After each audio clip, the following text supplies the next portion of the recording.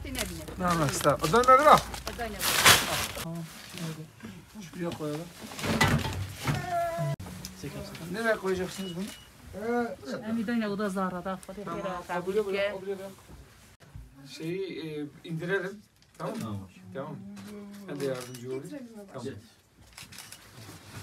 Allah razı olsun. Gel abla sen gel buraya otur. Gel. Gel otur gel.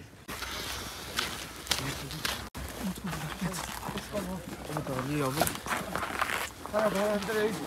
Sobayı da getir. Adı ne? Muhammed. Muhammed. Muhammed. Tamam Muhammed'e karşı. Senin adın ne? Melisa. Ne? Melisa. Melisa. Senin? Hava. Hava. İnşallah başkanım. İnşallah. Başka sade bu mu var evin? Evet başkanım. Zeki abi. Buraya bu buzdolabı. Allah. Yok. Başkanım içeri buyurun. Sağ ol babacığım sağ ol. Al. Sen dur. Gel bir seninle getir. Gel. Gel içeri gel üşüme gel üşüme. Başkanım Gel. içeri. Oo, kot da var. Bak ne güzel kotun var. Tamam mı? Bunları da giyeceksin. Parken de var. Kazak da getirdim sana. Tamam.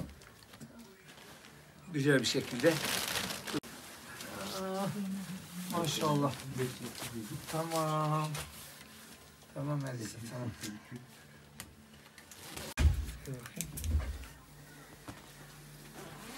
Oo. Ne kadar güzel bir kız oldu ya. Bak.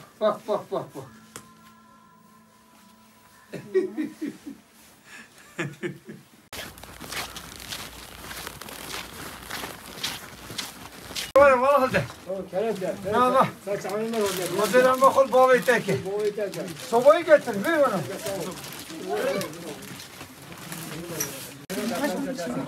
Estağfurullah. Sağ istene. Ver.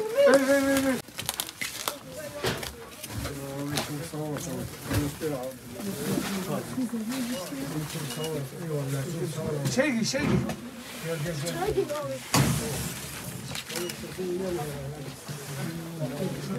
Ağrı'dan iyi akşamlar. Soğuk bir il Ağrı. Gerçekten çok soğuk. Çalışma arkadaşlarım gün boyunca muhtaç ailelere ulaşmak için çaba sarf ettiler.